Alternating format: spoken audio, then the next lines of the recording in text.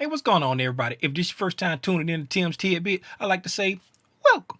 If it's not your first time tuning in, I still want to say welcome and give you a nice hearty, well, thank you for always tuning in to Tim's Tidbit. And you are now watching Mama, I Want to Trade. Hey, hey.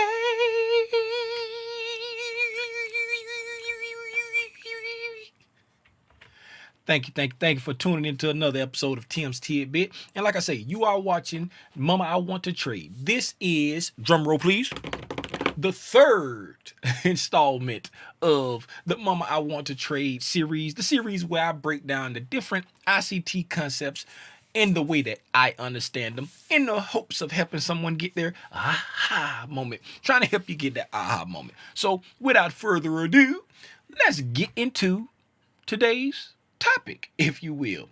Now, today we are talking about, another drum roll please, how to build trading strategies. How to build trading strategies. Now, a trading strategy, for anyone who does not know, is what is, direct your attention over there.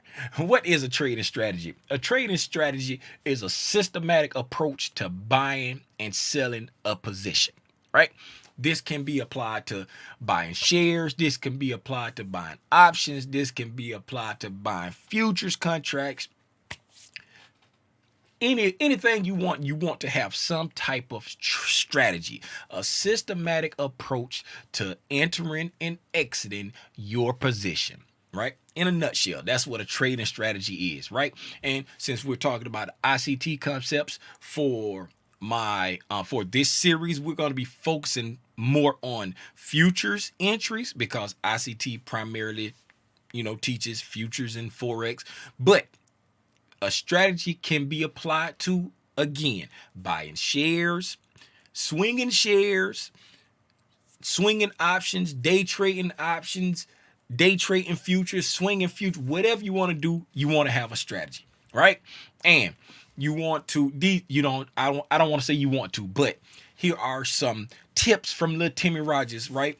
You want them to be based on a predefined rules and criteria, right? For trading, day trading, swing trading, you're going to lean more heavily toward the technicals, meaning what is the price action doing on the charts, if you will. When you look at the charts, those are the technicals, right?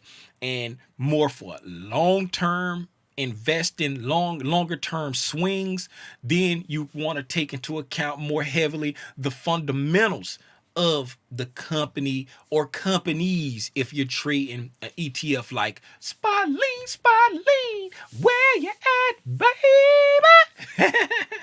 Yeah. And so little Timmy Rogers, I like to do what they say in the military as KISS. It's an acronym for keep it simple, stupid. I like to keep it simple. I like to focus on three things. Really focus on two, but three things. That's price, right? The holding period, and if I need to adjust. That's it. The price, what do I focus on for the price? When I'm going to enter, what's my profit target, and what's my risk tolerance? That's the only thing I focus on for the price, right? And then the holding period. How long is this? Is this a day trade? Is this a swing trade? Is this a long-term investing? That's all I focus on, right? How long I'm holding it, the holding period, and then adjust as needed. Am I wrong? Right? Do I need to get out quicker than my risk tolerance would allow me? If I see I'm wrong immediately, do I want to get out sooner? If I'm right, do I want to start saving profits? When do I start saving profits? When do I start to trim? When do I, get all the way out, right? Do I need to adjust? A jolly pass for hitting the mic, right? Now, let's move on. Talking about the technicals and the fundamentals. Like I say, for the day traders, swing traders, you're going to lean more heavily on the technicals. For the long-term investors in the longer-term swing trades, you're going to lean more heavily on the fundamentals, right? The technicals. I personally only trade price action. That's why you see the little asterisks, if that's what that is, on price action. That's the only thing that I trade. Why? Because levels, moving averages, candlestick patterns, trend lines, they're all derived from, guess what? Ding, ding, ding, ding, ding, ding, ding, ding. The price action. They're all derived from the price action. So I only choose to read the price action, and that's how I do my technicals. If you people say, Tim, you're a technical analysis trader. Okay, call me what you want. I just read the price action and I do what the price action tells me. Now, quantitative fundamentals. Not to insult anybody's intelligence, but that's the stuff that you can quantify. That's the balance sheets, like what's on their balance sheets. Anything dealing with the numbers, you can quantify it, right? Anything dealing with the numbers, how much debt they have, how much profits they have, how much cash they got on hand, anything that you can quantify, right? How much inventory they got, how much, anything you can quantify. That's the quantitative fundamentals about that company, right? The qualitative, that's like their leadership. What patents do they own? What separates them from their competitors? That's the qualitative parts of the fundamental. That's the stuff you want to take a deep dive into if that's a part of your investing strategy. That's the difference between the fundamentals and the technicals. Price action, you understand what levels are. If you're watching this, you understand what levels are, moving averages are, candlestick pattern. That's a whole different subject that we're not going to get into. But that's the quick breakdown between the technicals and the fundamentals, right? If these slides look familiar, it's because I'm recycling slides from when me and Lex was on the Come Up series. And it's actually one slide in here that Lex actually made, but I'm recycling slides that we use, and there's one in here that she made because it's about rules, and our rules are 99% the same. So I left her slide in the slide deck. Everything we've been talking about thus far is just a possibility, right? Is this trade is a possibility. This position is a possibility. Nothing happens without the trigger. The trigger is the most important part of a strategy, right? Well, Tim, what is a trigger? Hey, glad you showed up, little Timmy Rogers. I'm glad you asked that question too. A trigger is a precise event that tells you now is the time to trade. So depending on what type of trader you are, if you are a levels trader, if you say it closed above or below my level, if you are a trend line trader, if you say when it retests my trend line, I'm entering, EMA traders, gap touch, price retrace, whatever kind of trader you are, because I only read price action and I'm not doing this to force you to do it the way I do it. I'm giving like a broad overview for whatever your trading style is to help you understand how to develop your trading strategy and remember your trigger, right? So that's what the trigger is, the one that says now it's time to go. Everything else, the technicals, the fundamentals, they're on the watch list. This is a possibility. And when that trigger hits, now it's time to strike. That's what the trigger is, right? Now, before you do anything, you want to have some rules, right? You want to have rules that apply to your entire trading strategy, right? So before you do any, and shout out Lex. Lex actually made this slide when we were doing it together on the Come Up series, but I left it in because our rules are 99.9% the exact same, right? So before you start trading, sim or live, right? Paper trading or real trading, forward testing, back testing. Before you do anything, you want to have rules. You need to establish clear rules for your trading, right? Stuff like what days you going to trade on. If you're a day trader, what hours within those days are you going to trade? Are you going to trade to London? Are you going to trade to New York? Are you going to trade to Asian? I don't trade to Asian, but what are you going to trade to New York morning? You going to trade to New York afternoon? Are you not going to trade on news days? Are you not going to trade on earnings season? You got to have clear rules of when you're going to trade, right? How much of your account are you willing to risk per trade? Is it a percentage that you trade? 1%, 2%, whatever. How much you going to risk on any one trade, right? And then How many trades per day, if you a day trader, are you allowed to take?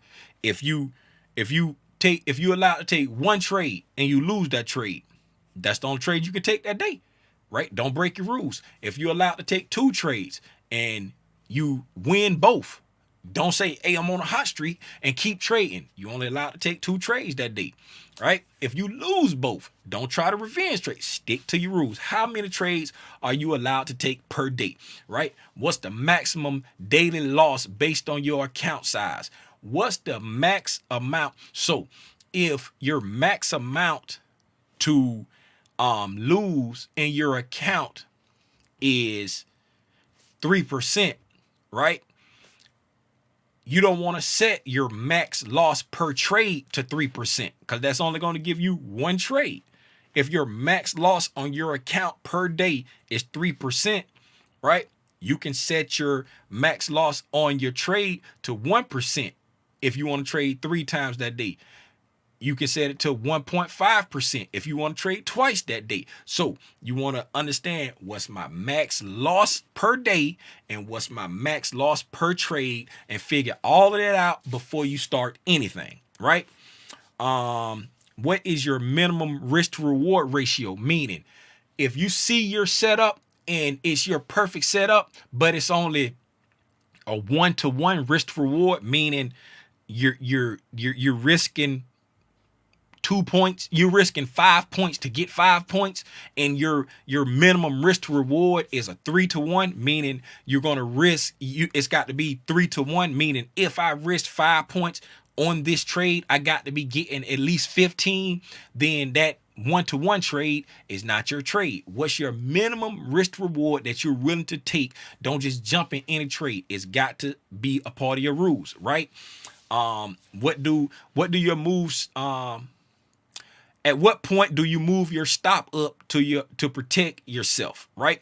Let me read that again. At what point do you move your stop up in your trade to protect yourself, right? When to adjust. That was the when to adjust part. When I said it on the first screen, when to adjust. When do I move to break even? When do I lock in profit? When do at what point in this trade, how far does it go in the trade before I move my stop to start protecting or reducing risk? Protecting profit or reducing risk, right? Have all that spelt out before you get in. What are the parameters to enter and exit the trade? The trigger. That's what I was talking about. The trigger. Lex wrote it out. What are the parameters to enter and exit the trade? I call it a trigger because you trigger on the entry, right? And your profit target or your stop loss is the trigger on the exit. I call it the trigger.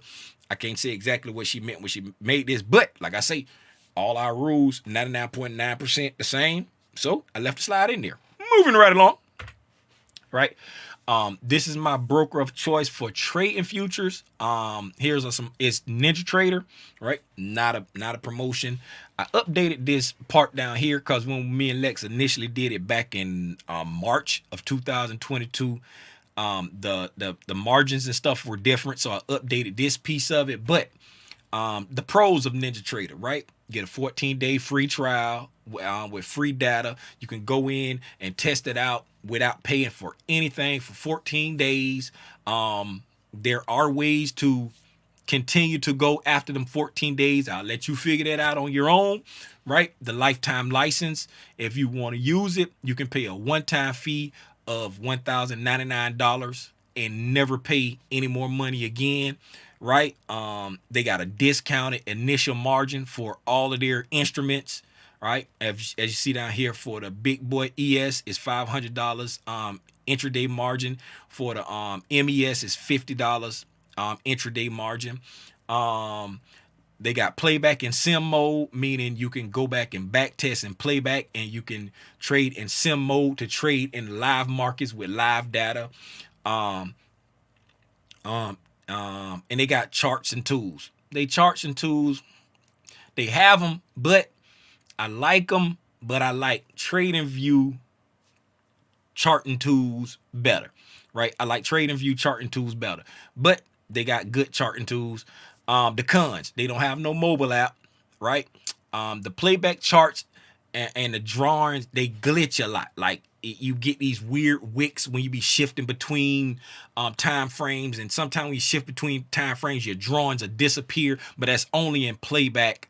When it don't do that in live. You don't have those glitches in live, but when you back test and doing it in playback, your drawings be disappearing sometimes, be driving me crazy. And then another con is the desktop app and the website are totally separate. Meaning, like, when I go to fund my account, I'm signing into the desktop app. I'm signing into the website app to like fund my account and look at my account and download statements and stuff like that. And then it's a total separate interaction when I sign into the desktop app. I can't access any of that. It's like two total separate things. It's connected, but when I sign in, I can't access all this, and I don't like that it's separate apps like that.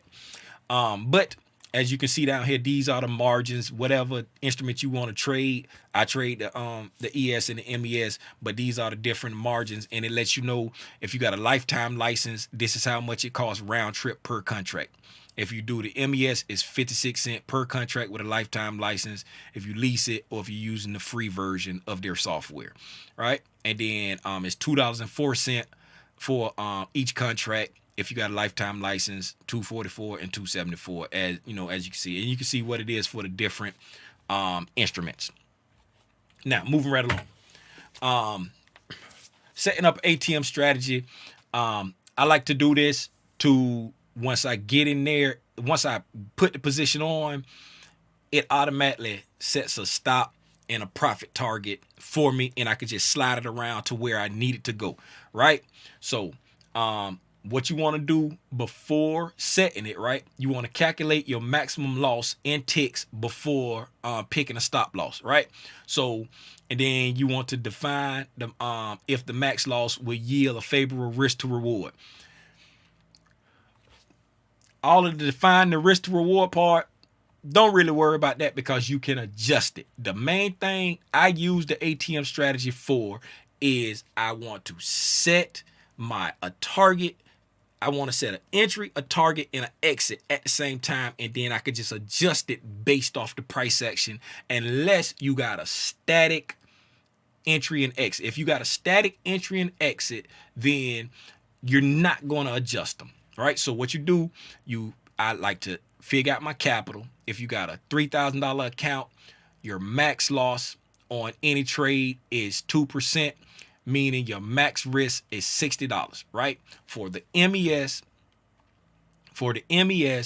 the ticks value is $1.25 per tick, right? So you divide $60 by $1.25, and that gives you 48 ticks, right? 48 ticks. There's 4 ticks in every point. So that means your max loss on any trade, if you're risking 2% on any trade and you got a $3,000 account balance, is 12 points or 48 ticks, right? So you would go in and set your ATM strategy to your stop, like set your stop loss. The target would be 48 because it's 48 ticks, right? For the stop loss, and then the profit would be whatever your risk to reward is. If your risk to reward is 2-to-1, right, then it'll be whatever 48 times 2 is. If your risk to reward is 3-to-1, it'll be whatever 48 times 3 is. So you'll put 48 at the stop loss and whatever your risk to reward profit target is, and then hit OK.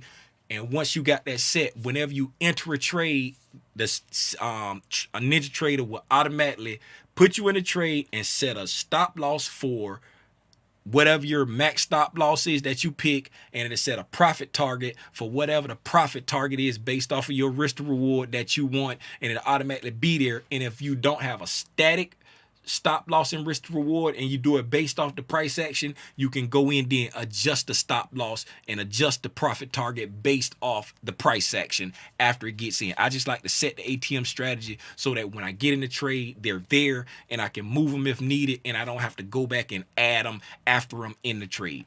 That's why I like to use the ATM strategy. Now, once you got all that part of it, now you want to have a trade setup, right? And for your trade setup, you want to have rules, right? This is my personal trade setup. I call it the liquidity run reversal, right? And these are the rules for my entry model. I call it trade setup, but you want to have your entry model rules. So you have a trading strategy, and within that trading strategy, after you get your trigger is going to be inside your entry model, right? So let me break it down. Now, I got my trading strategy. I know what days of the week I'm on. Trade. I know what time frame I'm gonna trade. I know based off the technicals how I'm gonna do it, the fundamentals how I'm gonna do it. And now all this stuff is playing out in the price action. Now my entry model is, the rules of my entry model are, it dips into the liquidity pool. You'll understand all of that once you make up your own language, right? Form swing highs and swing lows, right? You'll understand that from your own language, whatever your rules are, right? It got to break a swing with an aggressive move. That's part of my rules for my entry model, right? Create a 3 candle fair value gap on the next candle after breaking the swing on an aggressive move, right? Wait for the trigger, right? What's the trigger? Coming back to the top, bottom, or middle of the fair value gap that was created in step 4. So that's my entry model, and how that plays out after I've done all of my due diligence for the day or the week or whatever. I said I'm saying I'm bearish for the day, looking to sell, looking for sell trigger at this price, right, in the liquidity pool. So at this price here, I'm looking for my sell trigger based off of my entry model, right? So we come into the liquidity pool, right? And it fast forward over here to the end right there.